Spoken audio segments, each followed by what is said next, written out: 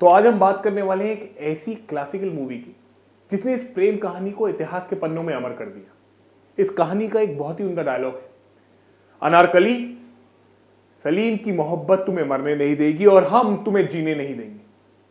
जी हाँ, हम बात कर रहे हैं कल्ट क्लासिकल मूवी मुगले आजम की। ये मूवी रिलीज हुई थी 1960 में और उसका मेन स्टार कास्ट था दिलीप साहब, मधुबाला जी, पृथ्वीराज कपूर साहब और इसे डायरेक्ट किया था के आसिफ जी ने।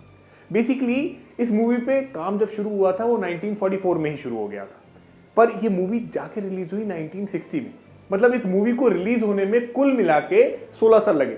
अब उसका ये कारण रहा कि पहले तो इस मूवी पे काफी रिसर्च होती रही, उसके बाद क्योंकि मूवी का बजट बहुत ही ज्यादा था तो फाइनेंसर्स और प्रोड्यूसर्स ने अपना हाथ खींच लिया। और तो और इनिशियली मूवी का स्टार कास्ट भी डिफरेंट था, जैसे कि चंद्रमोहन, डी.के. सापरू, नरगिस, इन लोगों को कास्ट किया गया था। बट किसी वजह से, कोई विवाद के वजह से इस कास्ट को बदल दिया गया और फिर जाके ये मूवी बनी। अकबर का कैरेक्टर करने के लिए पृथ्वीराज कपूर साहब कई हद तक स्क्रिप्ट और डायरेक्टर पर निर्भर थे और इस मूवी की शूटिंग के दौरान पृथ्वीराज जी को काफी चोटें आई क्योंकि उनकी जो कॉस्ट्यूम्स थी वो काफी भारी थी। और इस मूवी में एक सीन तो ऐसा भी था कि जहां पृथ्वीराज जी को नंगे पांव रेगिस्तान में चलना था, जिस वजह से उनके पांव में काफी छाले पड़ गए। और तो और ये भी पता चला कि पृथ्वीराज जी अपनी लाइनें याद नहीं कर पा रहे हैं और एक सीन को करने में काफी टेक्स दे रहे हैं। और एक सीन तो ऐसा भी था जिस सीन को कंप्लीट करने में पृथ्वीराज जी को 19 टेक देने पड़े। और इस मूवी की शूटिंग के दौरान पृथ्वीराज जी डाइटिंग पे थे, पर हमारे डायरेक्टर के आसिफ साहब ने उन्हें साफ कह दिया, क्योंकि आप अकबर का रोल कर रहे हो, आपको वेट वापस गेन करना पड़ेगा। और पृथ्वीराज जी ने किया भी। यूं तो इस फिल्म का हर पक्ष मजबूत है, लेकिन जो सबसे ज्यादा लोकप्रिय हुए वो हुए इस मूवी के डायलॉग्स। जैसे कि एक एग्जांपल है कि लास्ट के सीन में जब अनारकली को बुलाया जाता है और दीवार में चुनवाने से पहले अकबर उससे पूछता है कि तुम्हारी आखिरी ख्वाहिश क्या है, तो अनारकली बोलती है कि मैं एक रात के लिए इस भारत की मलिका बनना चाहती हूं। तो फिर जब डायलॉग्स की सिटिंग हुई तो तीनों राइटर्स को बुलाया गया, जहां पे अमान साहब, वहाजत मिर्जा और एहसान रिजवी तीनों मौजूद थे। तो पहले अमान साहब और एहसान रिजवी ने अपने अपने वर्जन सुनाए, के आसिफ ने सुने। उसके बाद जब वो वहाजत मिर्जा साहब की तरफ पलटे तो वहाजत मिर्जा पहले तो सुनते रहे, फिर उन्होंने अपना पीकदान उठाया और अपना पान थूका और कहा ये सब बकवास की क्या जरूरत है, सिर्फ अनारकली आएगी, सलाम करेगी और कहेगी मैं जलालुद्दीन मोहम्मद अकबर को अपना खून माफ करती हूं। और सबने वाह वाह कहा। पूरी फिल्म में अनारकली की कॉस्ट्यूम्स और ज्वेलरी देखने लायक थी।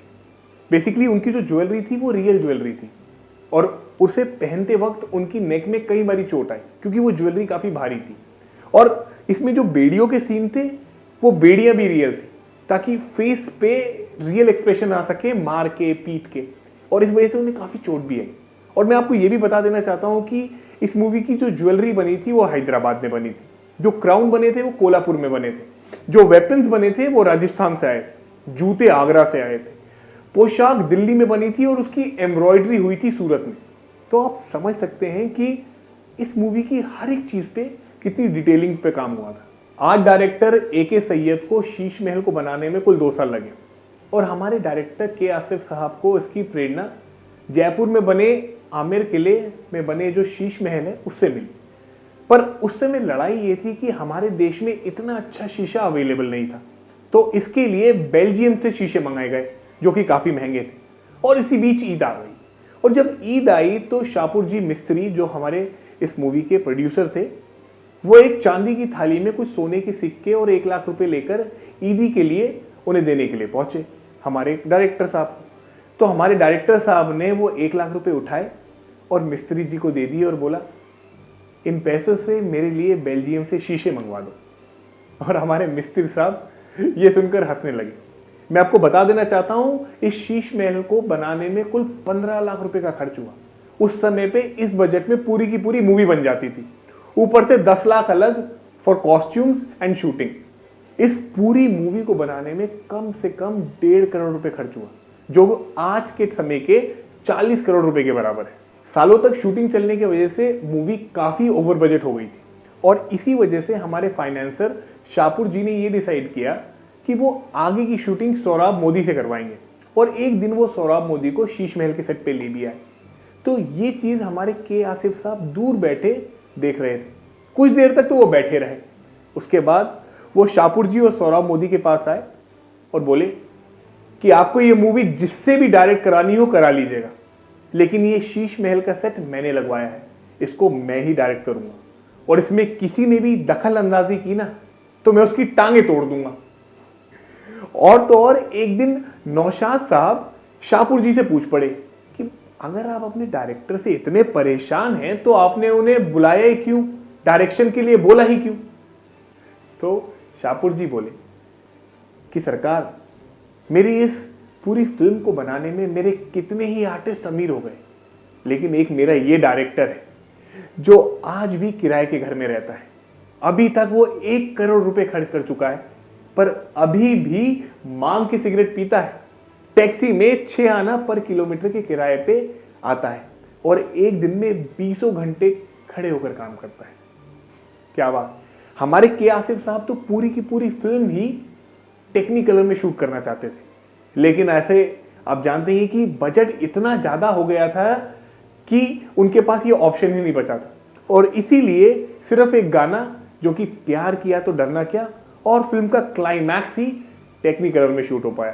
के आसिफ साहब बेस्ट म्यूजिक डायरेक्टर की तलाश में घूम रहे थे, और इसीलिए वो पैसे से भरा ब्रीफकेस लेके नौशाद जी के यहाँ गए और कहा, ये लो पैसे और मेरे लिए मेरी फिल्म का बेस्ट म्यूजिक बना के दो। नौशाद साहब को ये बात बहुत बुरी लगी।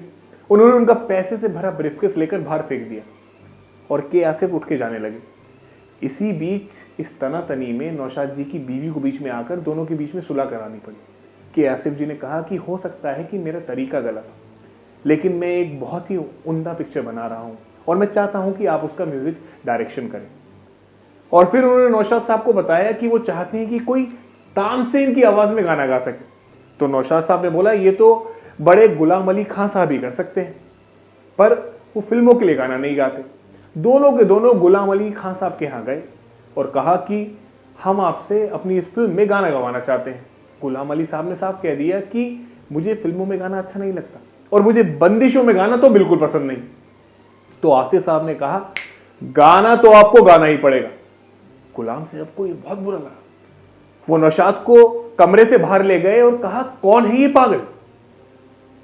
फिर उन्होंने थोड़ी देर सोचा और उन्होंने कहा, कोई बात नहीं, मैं इसको इतनी फीस बताऊंगा कि ये खुद ब खुद भाग जाएगा।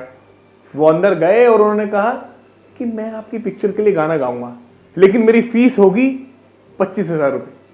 के आसिफ साहब हंस पड़े। उन्होंने चुटकी बजाई और धम से 25,000 रुपये उनके हाथ में थमा दिए और कहा, आपको तो मैं कितने भी रुपए दे दूं, क्योंकि आप तो नायाब हैं। इस फिल्म में जो वॉर सीन शूट किया गया है उसमें 2000 ऊंट, 4000 घोड़े और 8000 ट्रूप्स को इंडियन आर्मी से अरेंज किया गया।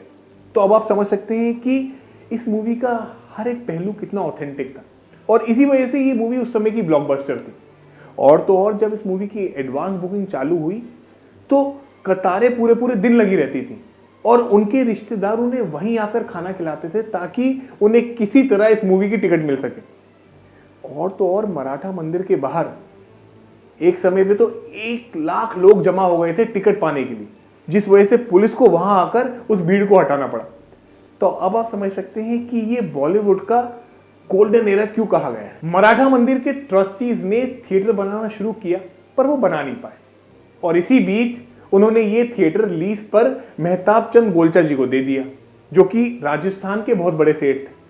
तो जब वो थिएटर बना रहे थे तो उनकी मुलाकात के आसिफ जी से हुई, और उनसे बात करके उन्हें ये ऐसा लगा कि ये तो मेरे ही तरीके के आदमी, और उन्होंने ये डिसाइड किया कि वो अपने थिएटर का इनॉग्रेशन के आसिफ की फिल्म मुगल आजम से ही करेंगे। लेकिन मुगल आजम धीरे धीरे करके डिले होती गई और थिएटर बन के तैयार हो गया। तो फिर गोलचा जी ने ये डिसाइड किया कि वो अपने थिएटर का इनॉग्रेशन बी.आर. चोपड़ा की फिल्म जो कि 1958 में रिलीज हुई थी, साधना से करेंगे।